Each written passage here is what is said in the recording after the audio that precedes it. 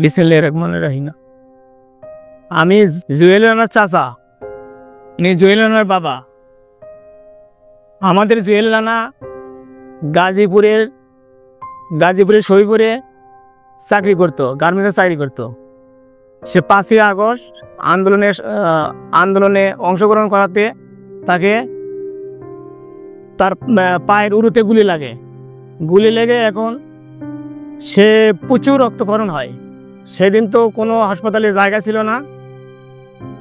এখন রক্তক্ষরণের পরে আমার বাবাকে আমরা হারিয়েছি।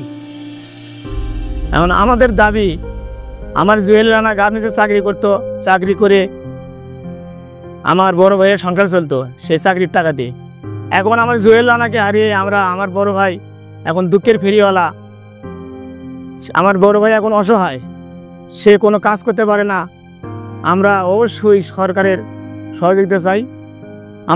সহযোগিতা চাই এবং আমাদের পরিবার থেকে একজনকে যেন সরকারি চাকরি দেওয়া হয়।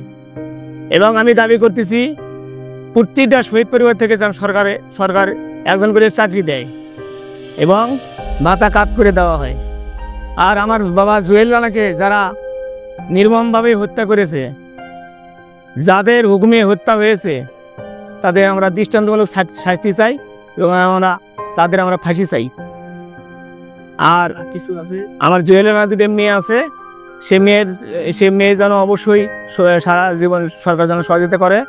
আর আমার ভাই, আমার ভাবি, তারা তো অনেক অসহায়, তারা বয়স্ক লোক, তারা কাজ করতে পারে না। অবশ্যই যেন সরকার যেন তাদেরকে অবশ্যই সহযোগিতা করে। অবশ্যই আমরা এটা কাম করছি।